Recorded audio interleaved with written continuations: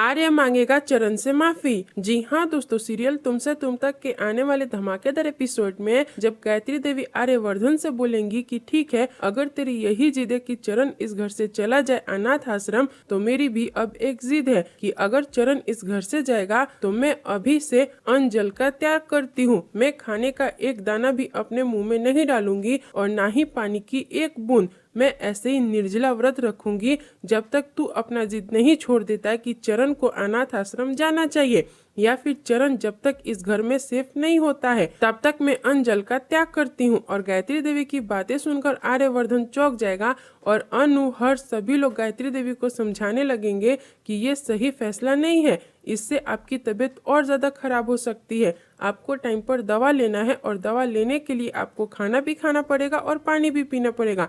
पर गायत्री देवी सबको डांटकर चुप करा देगी और बोलेगी, अगर आर्य को मेरी फिक्र नहीं है तो मैं अपनी फिक्र क्यों करूं? अगर ये चाहता है कि मैं दवा खाऊं और खाना खाऊं तो इसे अपनी जिद छोड़नी होगी, चरण को इस घर से बाहर निकालने का। और आर्यवर्धन गायत्री देवी के आगे हार मान लेगा और बोलेगा, ठीक है माँ, जैसा आप चाहती हैं वैसा ही होगा। चरण इस घर से कहीं नहीं जाएगा, चरण इसी घर में हम सबके साथ रहेगा। और फिर गायत्री देवी आर्यवर्धन को बोलेंगी कि सिर्फ इतना ही नहीं, तुझे चरण से अपने हाथ जोड़कर माफी भी मांगने पड़ेंगे क्योंकि तूने सबसे ज्यादा दिल चरण का दुखाया है।